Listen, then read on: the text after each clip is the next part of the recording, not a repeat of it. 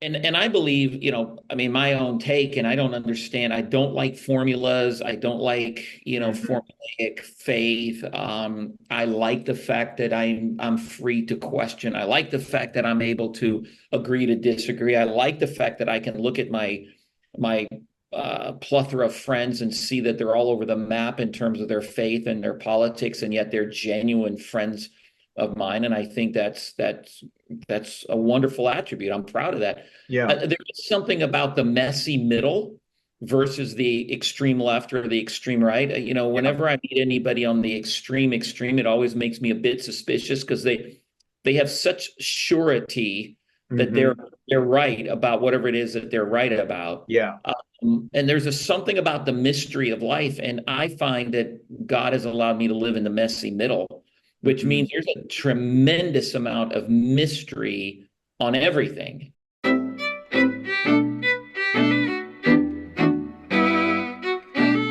Hey, and I was telling Ernie earlier, I said it's kind of funny because when we talk, I know you're in America now, but because of where I got to know your family, whenever I refer to you, it's always in with the French pronunciation. I don't call you Stephen. I say Stefan, and I Yeah, go to French. I say Stephan Tchividjian. But I yeah, say it in right. French, not I think what do Americans say? Tchividjian? Tchividjian, but I prefer the French version, so I do refer to myself as Stefan. Yeah. And then Tchividjian in American I mean in the United States they But do it, say Tchividjian, but in but I like Switzerland they always say Tchividjian. yeah, Tchividjian. Yeah, Tchividjian. yeah. But Yeah. So Schaefer's the same in both. Schaefer's the same in both, right? yeah, Schaeffer in Schaeffer. French. Yeah, yeah, Yeah, Francis Schaeffer in French. yeah, yeah. Stéphane Tchividjian. Gigi Graham. Yeah, I prefer the French. How's your mother? She's okay. I was with her last week. She came and joined us for a little 1 week family holiday, and she's pretty frail. She fell a couple times. That's I too had to bad. rent a little wheelchair to move her around, and all that. That's So always rough.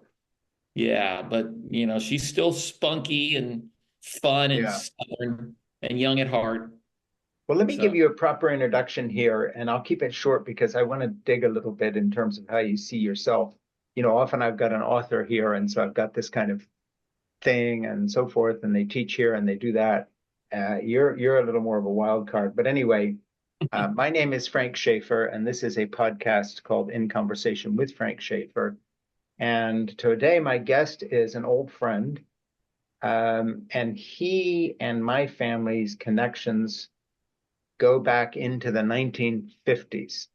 mhm. So that's rare. I've certainly never had a podcast guest that I have a connection with into my childhood, and no, no, never. And I don't think that many people are even out there anymore Hmm. that I could.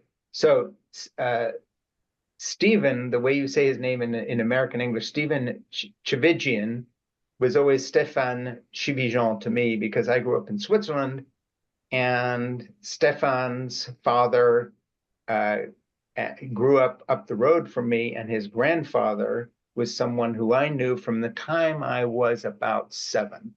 Hmm. And I knew your mom, Gigi, Hmm. from an early age as well. It the connection's always there. I guess our talking point today is we both come from well-known evangelical families.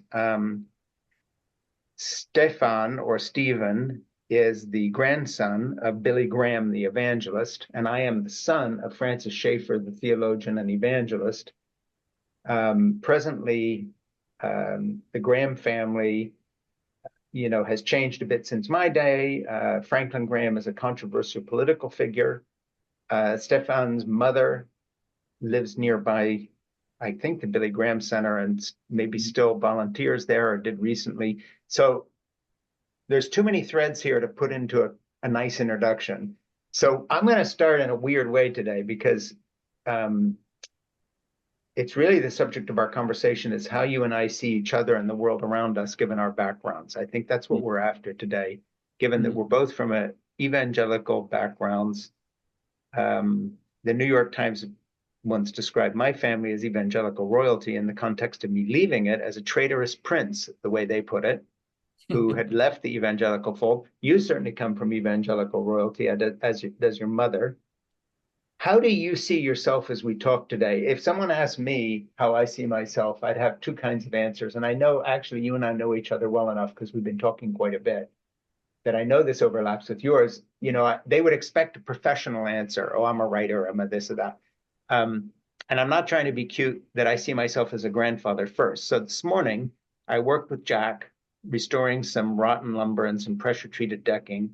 Then I cooked lunch for Jack, who's 14, and Lucy, who's 15. And I made them pasta con burro parmigiana, which is an Italian dish, kind of family thing. And then we all had lunch. And then I made myself half a cup of coffee to come talk to you. That's who I am. And I also write books, and I'm known as an author. How do you see yourself right now in your trajectory of being Billy Graham's grandson on one hand, beliefs, all that stuff, but then like who you really are? Let's just start there. Mm.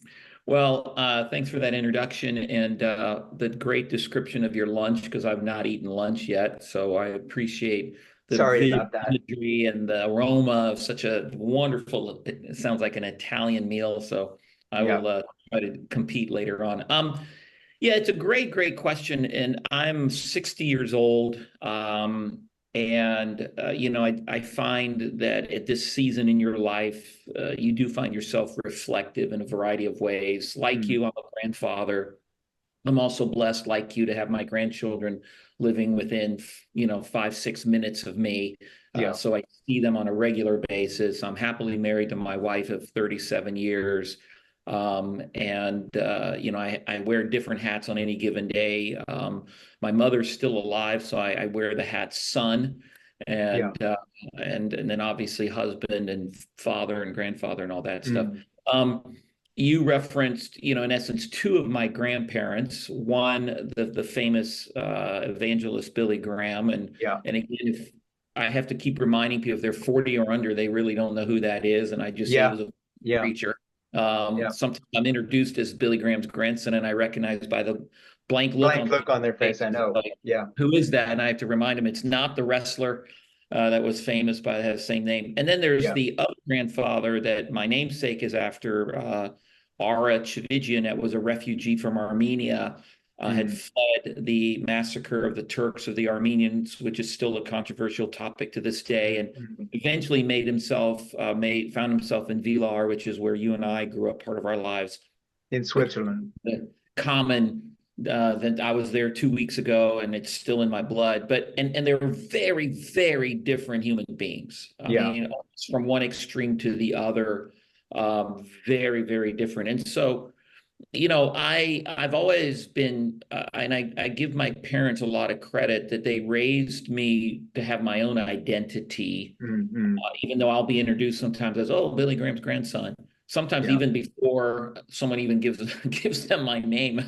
Um, Yeah. and I understand that and I get it and all that stuff. But I've always seen myself, first of all, as an individual that is not defined by Mm. completely by my heritage or by my family or something like that. Now, I I continue to espouse to be a follower of Christ. Mm.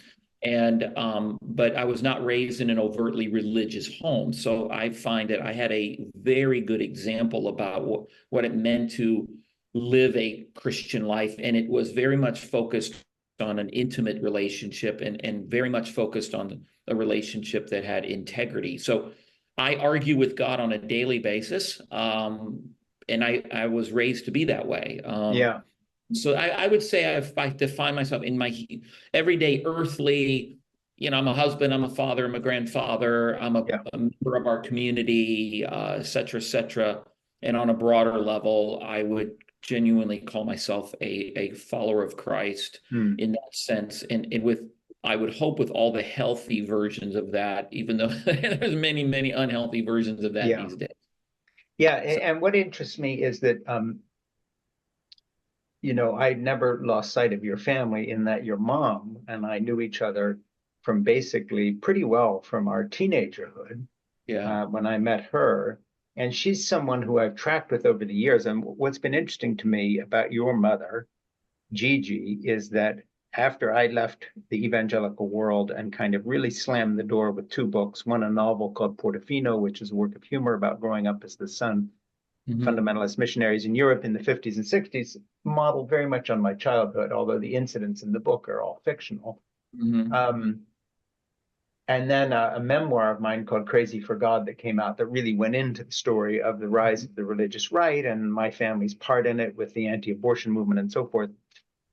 And this is going somewhere. One of the people out of that background, Gigi Graham, Billy Graham's daughter, who kept in touch with me and whose friendship I did not lose as I heard a lot of other doors slam Hmm. as an outcast in a way, and gladly so. I don't feel cast out. I cast myself out, but then was treated a bit like a pariah. But your mom, Gigi, is a generous and wonderful person and never seemed to have any problem keeping friends with whom she either disagreed or who had journeyed in a different direction. She's a real woman of the world and Yeah. very sophisticated. And Yeah. what interests me about your mom, and I know I wasn't planning on talking about this, but I'm going to pick your brain on a little bit, is that she and my mother, Edith Schaeffer, were very much alike in that way. Because Hmm. I remember my mom, while people were telling me that they were horrified that I'd written Portofino, Hmm. my mother asked me for signed copies to give to her friends at the Mayo Clinic where she was living in Rochester because she was proud of me as her son for having a successful novel.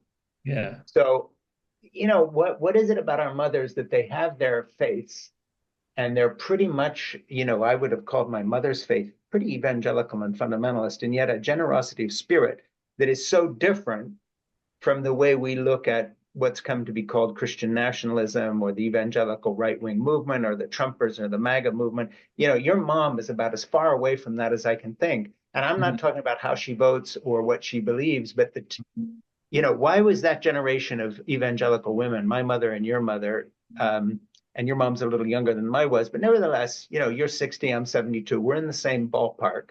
Hmm. Um, that's a long preamble to say what's happened between the time when Edith Schaeffer could sit down with anybody and talk to them in a friendly manner, and there was never this us versus them. Your mom's the same. I Yeah. know that because she invited me to breakfast one time when I was in her neck of the woods, and we had a wonderful morning together. Very much in the middle of me being a controversial quote anti-evangelical figure as portrayed by some evangelicals.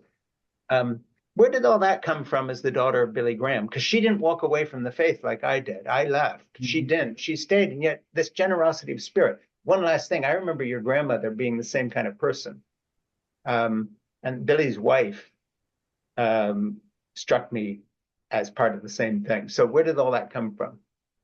I think that it's a great preamble. I have great respect for my mother as well as my father who's passed in terms of the way they presented themselves and the way you just described. And that was Yeah. very true, not just in public, but behind closed doors. Yeah. It's the And way, Billy Graham, too, by the way, a very generous person who I knew not well, but I knew Billy.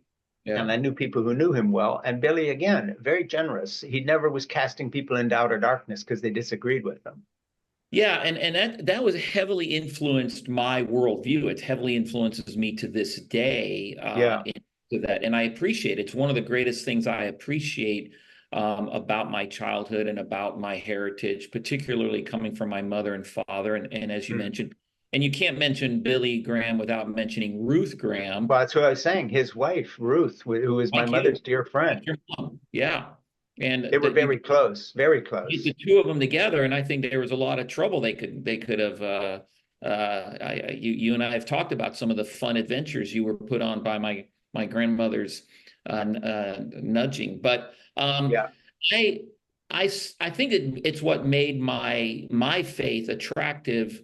It made me attractive to the faith because I saw it as genuine and I Hmm. saw it as authentic and transparent. Yeah. It wasn't as polarizing it has become to this day, the we versus they, the war language that's used constantly from one extreme to the other. Yeah. Um, And I believe, I mean, my own take, and I don't understand. I don't like formulas. I don't like, Hmm. formulaic faith. I like the fact that I'm free to question. I like the fact that I'm able to agree to disagree. I like the fact that I can look at my plethora of friends and see that they're all over the map in terms of their faith and their politics, and yet they're genuine friends of mine. And I think that's a wonderful attribute. I'm proud of that. Yeah. There is something about the messy middle versus the extreme left or the extreme right. Yeah. Whenever I meet anybody on the extreme, it always makes me a bit suspicious because they have such surety that they're Hmm. they're right about whatever it is that they're right about. Yeah. And there's something about the mystery of life, and I find that God has allowed me to live in the messy middle, which Hmm. means there's a tremendous amount of mystery on everything. Yeah. I remember meeting with my grandfather, Graham, one time, and he was here in South Florida, which is where I reside. And this was years and years ago. And we were having a hamburger together at a Marriott hotel, which he always loved Marriott hotels. And I had a question about end times. Yeah.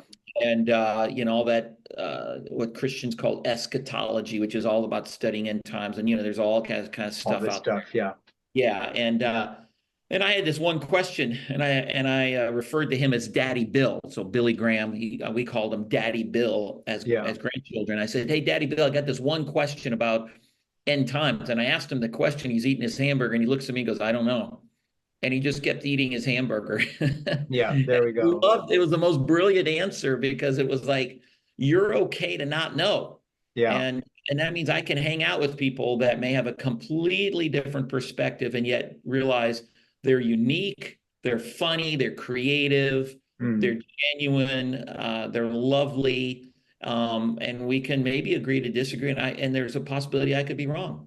And that's okay. It brings up a point. And again, this is an interesting conversation because usually I've read books and I've prepared and I've dog-eared them or I've got notes because I read them on Kindle. And this is a different conversation because it's just a conversation.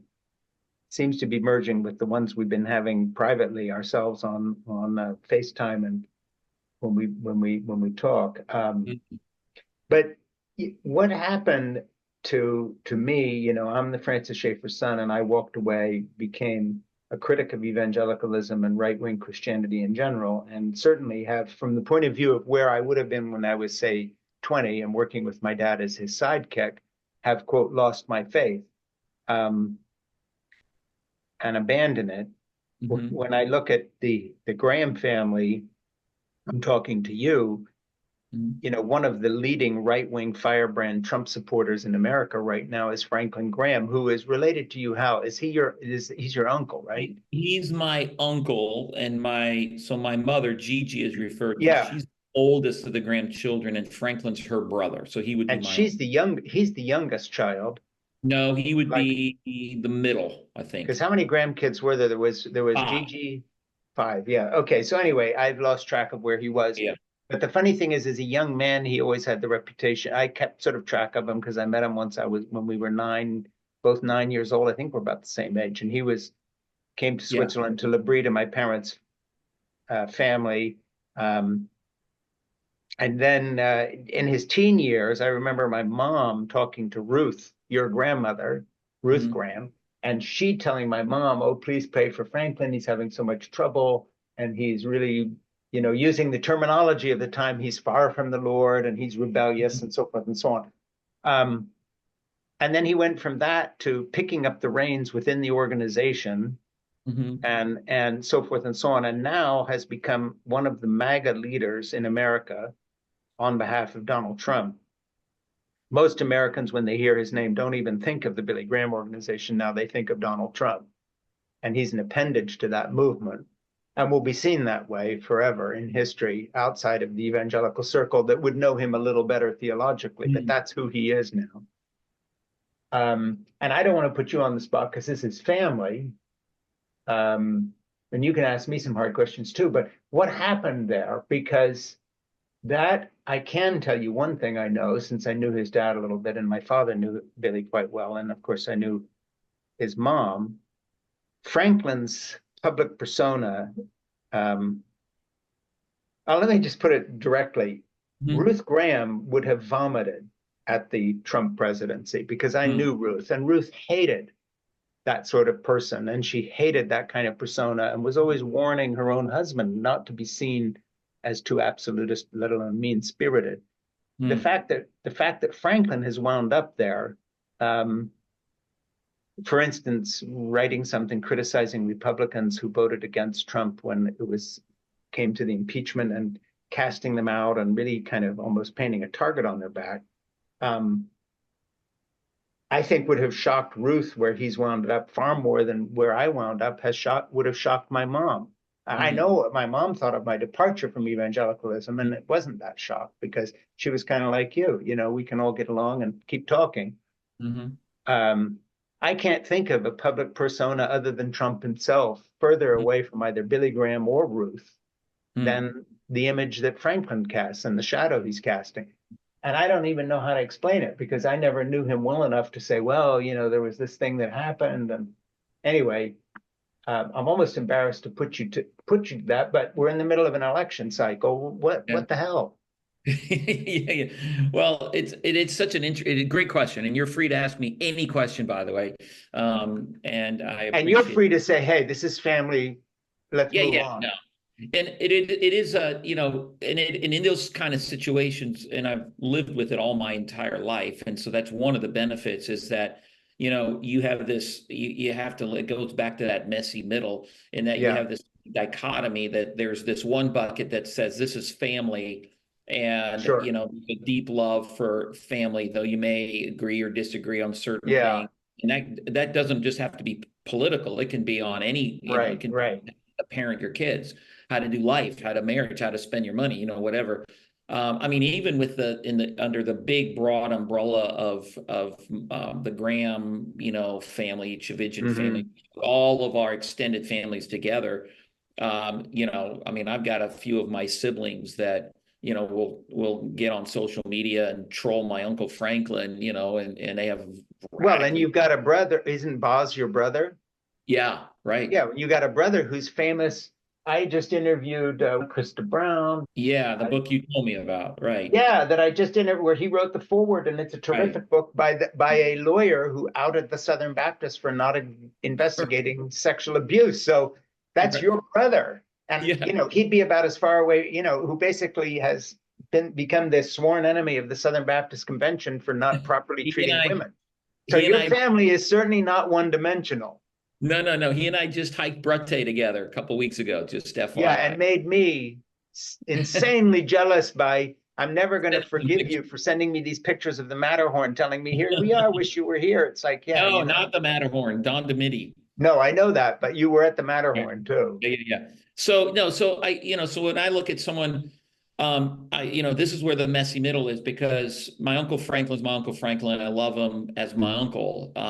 There would be some things that he may say publicly or some positions he take that I wouldn't necessarily align in that particular thing. And that's where again the messy middle of the tension because I just like I would with anybody else, I'm not going to say, well, I disagree with my uncle on this particular thing, so therefore Sure. I'm going to cut him off and lambast him as the evil of the world because he's still my uncle. But I Yeah. can agree to disagree on certain things. I also I don't understand the full journey. He wrote a wonderful book called Rebel with the Cause, which is in essence his was testimony to the point of grew up in the evangelical world, was a wild guy, you know, everything else, and you Yeah. know, came to be born again, and then the rest is history, kind of thing. So I don't have. I mean, I've obviously some view of the journey he's been on in terms of you know what positions he's taken, why he's chosen to that. He's definitely more verbal about the political arena than my grandfather was. My grandfather, Well, and I remember your grandfather, Billy Graham, and my dad talking, and I heard this with my own ears, and yeah, Billy saying that he bitterly regretted the mistake he made in endorsing Nixon. yeah, the And this was Nixon. after Watergate, and Watergate was nothing compared to Trump. No, and he got. I And mean, he would say he got too and he close. was saying, I'll never do it again because it damaged my ministry as an evangelist. I didn't, you know, I got, you know, why would I allow politics to damage my witness to Christ, of Christ? Yeah. And I I think can't. that's part of, I think that narrative is going on in the Christian, in the Christian circles, at least the circles I'm a part of. And I'm no, elite Christian or anything like that, but the ones that I'm talking to, Oh, whether it's you're a, pretty elite. Your mother tells me that you're connected. Gigi last time said, "Hey, listen, if you need yeah, anything, yeah, talk to I'm Stephen. I Talk to mean, I'm Stefan. connected. He knows everybody." I'm connected. And in fact, I'm on your podcast. So that's pretty good. But yeah, Uh, that's like your. I hope this is not the most. so the deal is no, but I think the reality is, whether it's local, a pastor of a local church here in our community, or whether it's an quote unquote evangelical leader or whatever like Yeah, that, there is a narrative going on behind closed doors about the disconnect that's happening within, where you've got those that are leaning much more politically and are voicing throwing their name in the hat and being very public yeah. about positions. My uncle would be in that, much more in that arena, and then you've got others that are just Well, and your shaking. brother would too, Boz, but from as what somebody might call from the left, because he's a pro-feminist, anti-abuse spokesperson who sues people or defends people Oh yeah, we talked for about that in abusing Brate. women. Yeah. And so, yeah, and so that is where, and without getting all, I don't know the journey. So, your question on how did it happen in Franklin's world and all that, I mean, obviously that's a Franklin question because I don't know exactly all the Well, let reasoning me and put it this way: when was the last time you talked with Franklin in person, face to face? well, I probably talk to him on the phone 3, 4, or 5 times a year. The last time in person, I'd have to think about that. And do It you ever was get into any of this? not really. I mean, I probably talked to him about a month ago on the phone about something, but not really. Well, hey, and I've got a mea culpa here too, because Yeah. people will think I'm putting my old friend Stefan on the line here. I have family who are on the right. I have people who I used to be friends with or were closer to who are pretty far right, you know. So I'm not asking you anything that doesn't happen to Yeah. me all the time. No, I got, I mean, I totally get it. I have 2 phone calls I need to make after you of Christian leaders who, called me yesterday and said, "Hey, Stefan, I'd love to unpack something because, I'm noticing this. I watched the GOP thing and I saw your uncle pray here, or hey, I've got a question about this, or I'm wrestling with it." I mean, that is my reality. So Well, and half the people on that platform are people you know personally, probably more than that. yeah, not that, no, not as much as you think. I Put try it to this way, I'm gonna look, because we know each other and I've got you on my speed dial, as it were, to put it in the old-fashioned terms. I know who to blame now for anything that goes wrong with the religious right. I'm calling you and saying, "Hey, yeah. these are your people. What's All your I know is problem?" all I know is I keep my Swiss passport real close to me. Because you do have a Swiss passport, Yeah, and there's a lot of Americans who are saying if Trump wins, they're gonna be moving.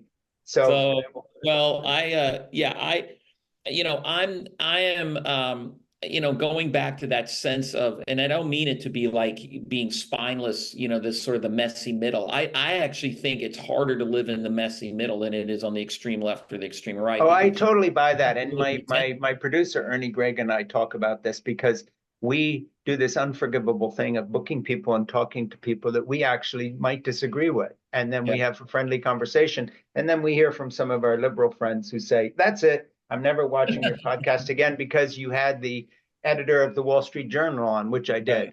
Yeah. And why would you talk to someone like that? And it's like, hello, the word liberal sure has changed when we have blacklists that we can't now speak to because they don't have the same Right. politics as us. I see it exactly the opposite. And that is that if you want to make a point about anything, you've got to have a broad conversation You have to. and do No, it and you politely. Otherwise, what's the point? Yeah, and you have to, and I wake up almost every morning, and I say in a brief prayer, God, help me be suspicious of myself. Mm-hmm. Meaning that I can talk to somebody who has extremely different political views than me, or Sure. different whatever, and you know what? There's always something I learn in that conversation. Yeah. Yeah. It's not an all or nothing. There's always something that I learned. So, when we talk about what's going on with the Christian nationalism, all that, what's got me curious is and in fact, I enjoyed reading your book, Crazy for God. And, going back to all the early stages and some of your journey, what we're dealing with a lot in today in the narrative and all this extreme kind of stuff, that wasn't just birthed 4 years ago, 8 years ago, 10 years Sure, ago. no, It was absolutely. been birthed decades ago. So I do find myself curious because I'm trying to ask myself, how did we get to where we are and where are we going? Where does this end? It doesn't just end with an election. No, not at all. And the election doesn't change, solve the problem, even whether you're. So let me just reintroduce you here. My name's Frank Schaeffer. This is In Conversation with Frank Schaeffer. And today I'm talking with an old friend with whose family I go back into my childhood in the late 50s. So there you go. This is a long-term relationship. His grandfather was the Reverend Billy Graham, the evangelist. His grandfather was someone that I grew up knowing well because he lived nearby my parents' ministry of Libre Fellowship and would come to our church services. And his name was Ari Tchividjian or Tchividjian. And I grew up with him as a big presence in my life. He was a formidable person He was. that cut a wide swath, an Armenian, a big personality. I knew him well. So Stephen currently serves as one of the founders and is president of the board of the National Christian Foundation of South Florida. He also manages his own consulting firm, the Caleb Group, specializing in assisting, am I getting this right? In assisting select nonprofits and for nonprofits with comprehensive project management. Stephen comes from an interesting heritage. We've talked about that. Born as the eldest grandchild of the Reverend Billy Graham, the evangelist. And then my little bullet points here. Please subscribe to In Conversation with Frank Schaeffer on Apple Podcasts. And to my Substack channel, It Has to Be Said, wherein I make little statements at frankschaeffer.substack.com. By the way, the person that I was talking about is Krista Brown, who wrote this book on the Southern Baptists, and she's the one that your brother Boz, who, by the way, is an advocate for women's rights and the right of women to be heard who have been abused in churches, and he's done things like sue the Southern Baptist Convention. So these grandchildren of Billy Graham are interesting guys. By the way, let me transition to something. Say what you're going to say, and then I'm going to transition. I just want to say I'm a subscriber to your podcast. So thank you. My Substack. Yes, I saw every month I get a bill on PayPal or something like that. Good. Yeah. Well, I appreciate it, and we need subscribers because none of this is for free. And Ernie is our producer and runs an office that makes all this happen. So thank you very much. And I wanted to be part of the effort. Help you out. Thank you. And now you'll be answering questions from your evangelical friends who are saying, if you're a subscriber to Frank Schaeffer's podcast and send him money, we're done. Yeah. So that's you're going to get the shit from everybody now. So anyway, let me cut to something else here in terms of just your own life and your own work. You have got your family nearby, as I do. We share so much in terms of our love of Switzerland and one particular little piece of the Swiss Alps that we both know so well. Because I grew up there and you kind of did too, because your mom was in and out of there. But let me switch to gears here to talk about interesting things you do. You were in Switzerland with a bunch of businessmen that you were introducing to Swiss businessmen. Your mom talks about the connections you have still within the evangelical world. You also have something you do that I find fascinating and I'd like to dig into. And that is you counsel pastors, preachers who themselves are facing all sorts of issues and burnout in their lives. Very difficult path to be a pastor or the wife of a pastor. What is your insight into the trade of American pastoring right now in the climate we're in, where churches are either closing or getting smaller or huge, very politicized? Your Uncle Franklin Graham is a typical example of one side of the equation, and then Boz on the other, fighting for women against churches that have abused them. And you counsel pastors. I just find that's fascinating in a kind of a neuropsychology sense. What do you find, without naming names? What are the stories you hear? Where are these guys? Every time you see a pastor in the news, it's because he's just had some sexual liaison that's, pool boy, all you hear about is scandals if you're not in the mix. Mhm. Um, what's what's going on Yeah, in there? you know, and it's a great question. I mean, we could probably spend hours thinking and talking, and I could learn a lot from you in that question. So I'm not coming with any expertise. Yeah, but you talk to these gentlemen and these people all the Yeah, time, yeah, and I and you're would trying to help them. You're a counselor. well, I'm not actually a counselor. We create programs that create opportunities for them to get help from each other and create these peer groups and all That's a that. nice way to put it, but it's your deal. So tell me about it. Yeah. So, because I don't have the patience to counsel anybody. My dad was a counselor. He sat in his chair all day long, died at a young age. And I said, well, you sit in a chair listening to people's problems all day, that'll certainly kill you. So, I'm probably not as, I don't have the deep patience, but on a much broader level, I do think from for people that are either inside the church world or outside the church world, I think what's happening in the church world, particularly in the United States, I think it is going through a significant metamorphosis, and I think it's going through, my personal opinion, is going through a cleansing of what does it mean to be a church, and what does it truly mean to be a quote unquote Christ follower. I think it's become for the most part, it has become a machine. And so you have many people who have a calling on their lives to want to help people and serve God and so on and so forth.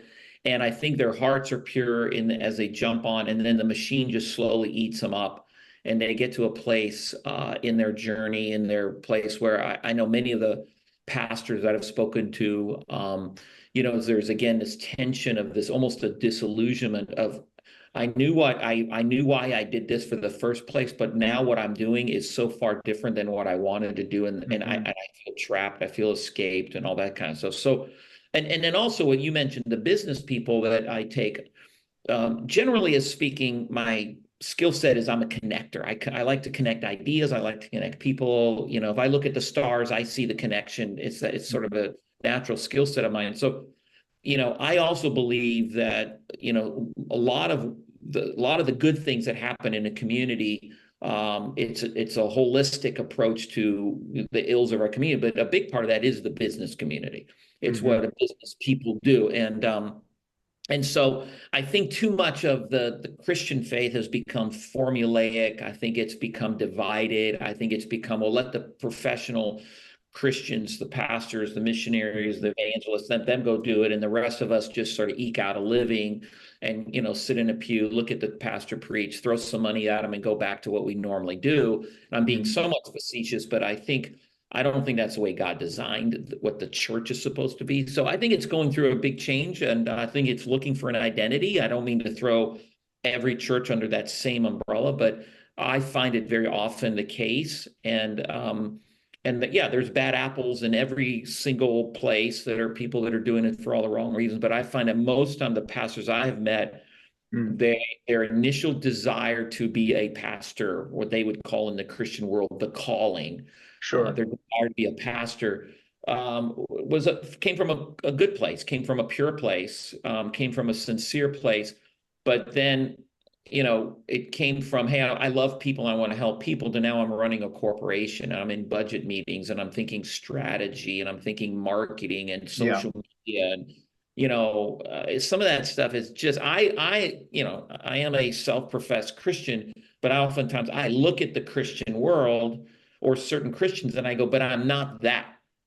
And so I'm going through, in some cases, sometimes an identity crisis, because I go, I Mm-hmm. know who I am, but I look at that and go, but I'm not that. So Yeah. who am I? That kind of stuff. And goes back to your original question, who do you see yourself at? So, and I remember I never rebelled. I didn't go through some of your experiences, but I remember intellectually, probably 18, 19 years old, went through my form of intellectual rebellion, which was, do I call myself a Christian because that's all I've ever known? Hmm. And if my grandfather was Henry Ford and I drove a Ford, and I go, well, Fords are the best, but what if I Yeah. had grown up in a Buddhist home, in a Muslim home, agnostic home, atheist home, would I have would my beliefs be any different? And I Hmm. came to the conclusion that no, I do believe, but with the caveat of tremendous mystery, and I'm intrigued by a much more holistic approach to life. Though I myself, I'm a I have no doubt of being an outspoken, I'm a Christ follower. But like I Hmm. said, I go through sometimes that kind of pushback as I look at people that say the same things, and I go, not really that way, and that always makes you hesitant. I'm hesitant in some Sure. circles to identify as a Christian. Yeah, So. it seems to me that, as we look around now, um, a good question that Ernie just sent me, which actually mirrors what I was going to ask myself. Mm. Um, a viewer just asked a question that Ernie's passing on that he liked. Would a focus on some form of Christian democracy help in dialogue between Christian nationalists and left-leaning evangelicals? Good question. Hmm. Christian Um, democracy, just that idea, because I remember one of my dad's big points that I don't really agree with at this stage, but made sense in its own way, was that Western democracy, as we understand it, came out of the idea of Christian checks and balances, that we're all sinners and we need boundaries. And so, you have separation of powers in government. It all made sense at that point. We now have for instance, a Supreme Court loaded with conservative Roman Catholics and others who definitely have become the servants of one politicized point of view and changed the way people see the court. Most people see the court. mhm, Um, Nobody argues with the fact that Christianity has been politicized.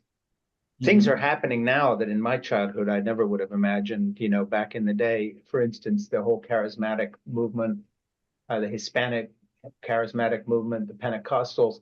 Suddenly, people like Paula White and others whispering in Trump's ear, mhm. kind of bringing him into, giving that agenda. I mean, how do you see those changes yourself within what's happening? Because I think you and I could agree together 100% that the evangelical world that we're in right now is so different from the one we grew up in terms of how it's seen, just that, let alone emphasis.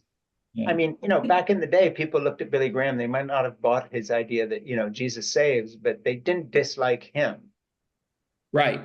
And they Yeah. didn't think he was trying to sell something that, under the guy, nobody mistook what he was saying for being told how to vote. And when he Right. got close to that with Nixon, he regretted it. I don't think anybody who's not my age or your age, who comes out of the evangelical background, younger friends of mine who are liberals on the left, Democrats, when they talk about evangelicalism, they're describing something that I never knew as a younger Right. person. I mean, this Right. is so different than the landscape I grew up in. It blows my mind, irrespective of your views.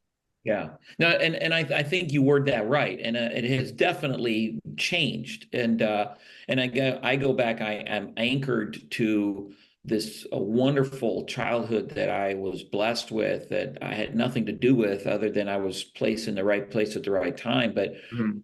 when I look back and I see what was modeled for me, and again, behind closed doors, also in public, certainly not perfect at all, but there was an authenticity about it, and there was a bigger, larger than life kind of perspective to it, that sort of rode higher, in a higher orbit Yeah. than the political left or the right, or this and that. And again, I think you do a good job in your book, Crazy for God, sort of talking about sort of some of the early stages of the development of the religious right, the moral majority. And there was this sort of assumption that, if we can just vote all the right people in all the right offices, we'll have the most wonderful nation. Well, that doesn't even work for the local church. I mean, I work Yeah. in a community where we spend a lot of time just trying to get churches to come together and like each other.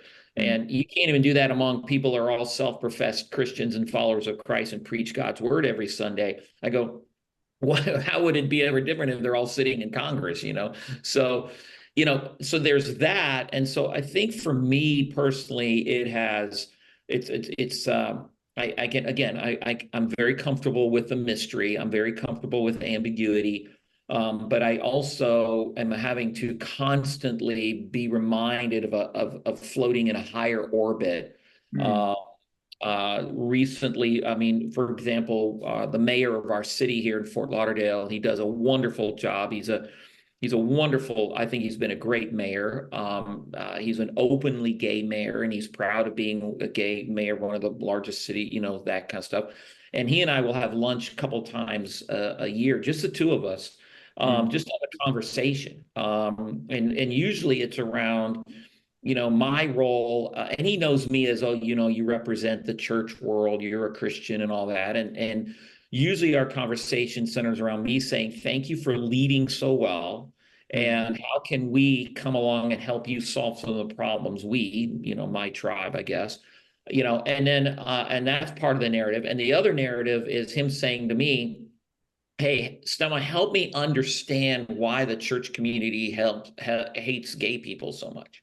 Yeah. So we have these honest conversations. It's not formulaic. It's not, well, here's a 3-point sermon. It's not, Mr. Mayor, if you just change this, this, and this, you'll be a perfect human being.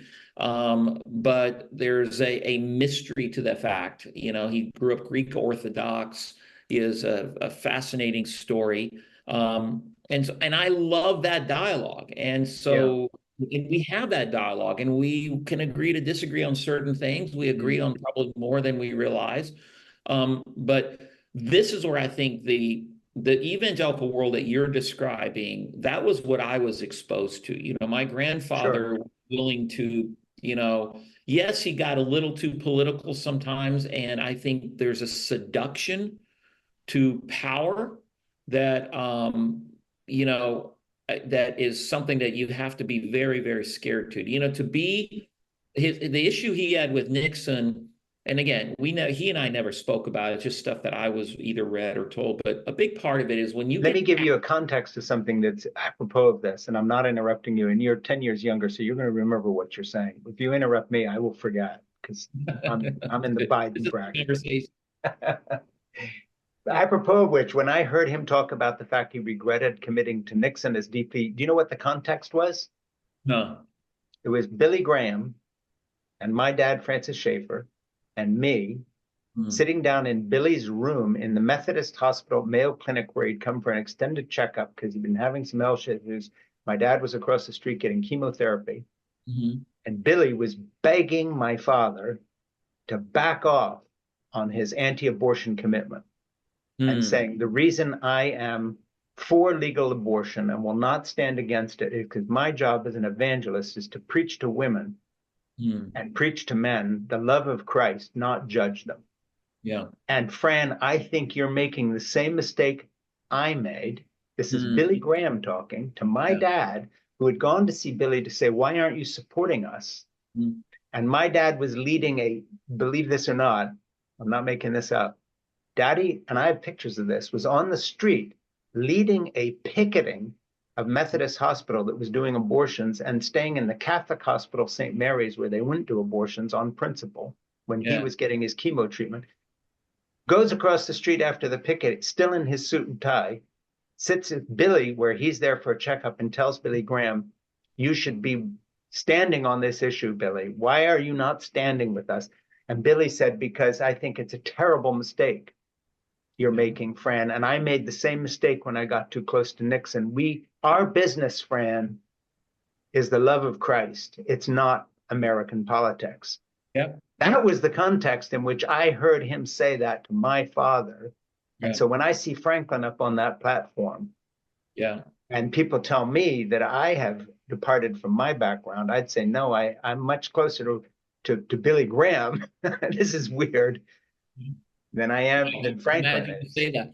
Well, and it's consistent with some of the things that I heard and saw. Like, I mean, my grandfather would be on Larry King Live, and during some of the pro-life movement and the marches and all the Mm-hmm. Operation Rescue things and all that, there would be times when he would be asked, like, with your platform, or his fellow Christian friends would say, Billy, when you are on Larry King Live, you need to take a strong stand on X, That's what Y, my Z. dad was telling him. Yeah. And he was one of the, I mean, Billy Graham is not a perfect figure and in some cases a controversial figure, but he was at least sincere to, hey, I have been called to, and again, in the Christian terms, I've been called to preach the gospel, and that word Right. means good news. In other words, the good news of God's love, the good news of God's redemption. That's, I'm a good news teller. That's my thing. Well, and Billy saw himself as doing what Jesus did, as in hanging around with all the sinners that the Pharisees were criticizing. And he said, I'm trying to follow Jesus that hung around with the whores and the sinners and the Right. tax collectors. Why are you telling me to set up an organization and judge them? Well, and the bigger the audience, the greater. I mean, you know, and so to your point, and what I had been exposed to, the minute you begin to take a certain cause that then immediately differentiates, well, this group is in and this group is out, then that group is never going to listen anymore to the quote unquote good Which news. is where So, we're at now. And I want to get to this question. So I'm going to ask it now. I think you have a lot of wisdom, and you're someone who certainly knows the territory better than anybody we've talked to on this program. We've had some historians and well-known authors who study all this from a distance or from university campuses, but you're in it. So mhm. whither evangelicalism now, forget who's right and who's wrong. Where does it go from here? Because its image, here's my opinion. I think Trump has done what no atheist could have ever done. Mhm. Although Trump may be one. I mean, the new atheist movement with all those people who were writing about it never was able to lay a finger on Christians because faith is faith. But I think Trump has managed to destroy the witness of Christ in America for the next 100 years, if it ever Mhm. comes back. And it's Mhm. finished. I mean, this is an irredeemable image. It's not just an Mhm. image problem. The product is done. Mhm. Not that there aren't still Christians who are sincere. That said, where do you think it goes from here? Because Right. I don't see a future for white evangelical American Christianity as anything other than a very powerful, dangerous political movement that Yeah. has nothing to do with anything I was raised on. And I'm not talking about individuals or the pastors you're talking to or Right. the individual churches that are every church is this way. No, I'm not saying that. I mean, here we are talking and you're not that person. But Right. I think in terms of the broad stroke of history, Billy's worst fear Yeah. when he was rebuking my dad and telling him, "What are you doing, Francis? This isn't what we do," has been Yeah. realized. Well, it's interesting because Christ in his teachings warned his particular his disciples. I don't call them disciples, I call them interns, because today's Yeah. word, everybody knows what an intern is. Nobody knows what a disciple is. So Jesus had these interns, and he warns them about there were two groups of people. They called them the Pharisees and the Herodians, or the followers Mm, of Herod. So it was the political elite and the religious elite, and he warned them, be careful of those two, the political elite and the religious elite. And he says mm, they're like a poi. You use the word yeast. It goes. I mean, he says it's like they get into the crevices and they're toxic. And mm, you look out through church history, and anytime that group got together, it was always a bad thing. It never ended well. And I mm, think we're going through something like that. I think I don't know what it looks like 20 years from now, 30 years from now, but I'm personally, this is me speaking. I'm no authority, but I'm personally that the influence of the general quote unquote Christian audience or Christian tribe is lessening and becoming more and more irrelevant. mm, There needs to be that metamorphosis, and I think it will get worse before it gets better. Church history has, and again, coming from my particular worldview, I think church history has shown that it's resilient, even if it gets brought down to the nub and mm, to the original core, and then it has to grow back up. Because what I see and experience for a lot, I'm not saying always. Now, again, I'm not mm, throwing mm, one big group, but it is oftentimes I do scratch my head and to think if Jesus showed up today and hung out around a bunch of Christians or sat with in our local churches, would he feel at home and go, yeah, that's what I meant? Or would he just shake his head, goes, this is completely not what I had in mm, mind? I mean, I try to sit in when I'm with a bunch of Christians and I'm sitting there again, and there many of them are my dear friends, and I will in my head pretend I'm not a Christian. I'll take off my Christian hat, and in my mhm, head, okay, I'm not a Christian. I'm just sitting here listening to this, and there's, I mean, some of it's sweet and precious and all that, but a lot of it is just because this is so completely irrelevant. And the illustration I used, I think once with you maybe was, if there's a lot of statistics out there where young people are running from the church, want nothing to do with the church, all these interesting statistics. And the church world seems to be all up in arms and, blaming a lot of things like social media and liberal stuff. And I'm sure there's an element of that. I don't know. But I'm much more in the camp of going, take a look at ourselves. So Mm, as a father, if I come home and my kids are at the front door or in the house, and I come home and my kids see that I'm home and they run out the back door, and mm, because they want nothing to do with me, the solution isn't lock the back door. yeah. This, I have to at some point be honest enough and go, what is it wrong with dad that the kids want nothing to do with it? So, and I think today's church needs to say, what is it wrong with our narrative and who we are Mm, that the increasingly more and more people are going, I want nothing to do with what it is that you are offering or espouse and all mm, that kind of stuff. And we could talk a lot about that particular issue, but there's this Bible verse in the New Testament that says, be ready always to give a reason of the hope that's in you and do it with gentleness and respect. And mm, I always thought it was, oh, I had to give a lot of good factual reasons why God exists. And all. No, it was, no, Stephan, live a life of hope so that one day, or, Frank is Schaeffer is living a life of hope. I go, Frank, you have hope in your life. I don't have hope. What is it about your life? Now you, with gentleness and respect, share with me. What? Just share my story. So I think we've missed that for the most mm, part in the Christian world. mm, There's not a lot of gentleness and respect. We're not walking around with a lot of hope. There's a lot of despair. We versus them. The big they are taking away our freedoms. They are taking all that. Maybe there's elements of truth to that. Maybe there's. I don't know. But the reality is I need to be a man or a woman as I go by my life as a purveyor of hope in mm, an increasingly hopeless world, and that could just be gentle acts of kindness, you know, being a friend to my mayor. I hope that when he has lunch with me, he walks away going, "I'm encouraged." That's it, it's and my grandfather had a wonderful thing. I'll tell you another Billy Graham short story, but he was invited to the Time magazine, whatever it was, they're all the people who'd been on the sure. cover of Time magazine, some big gala. And this was right when Clinton and the Monica Lewinsky thing was coming, and all the handlers behind the scenes. There was a big debate. My mother was invited, and she went with my grandfather. That's why I know the story. And all the handlers were like, should Billy Graham sit with Bill Clinton or not? And, it was a big controversy because Bill Clinton was a lightning rod to the Christian world at the time. And my grandfather insisted, no, I want to sit at the same table. And my mother Mm, asked, how do you process all that? And he said something, it's simple, but it's profound. He goes, my job is to love. Let God be the one to judge. And then again, in the Christian vocabulary, we talk about God the Father, the Son, and the Holy Spirit. And sure. he says, let the Spirit of God be the one to convict. So I don't have to go in there as a judge, and I don't have to go there as the convictor.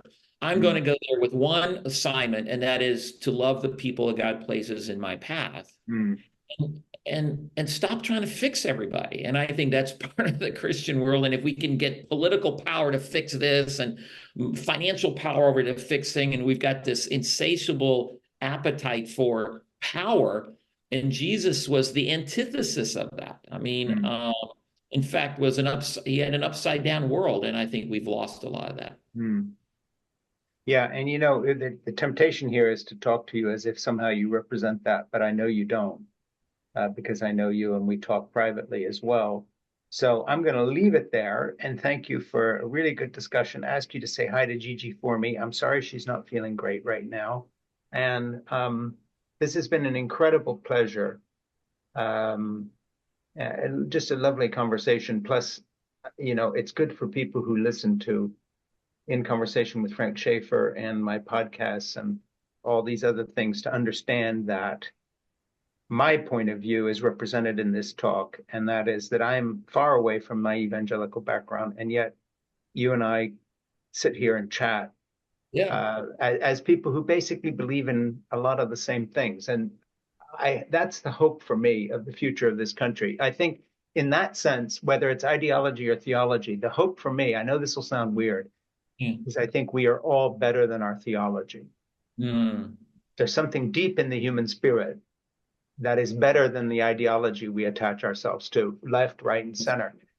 This conversation represents that to me. So, Stephan Tchividjian, I love your mom and I've loved your family. I'm sorry about Franklin. You know, he's the black sheep, not me.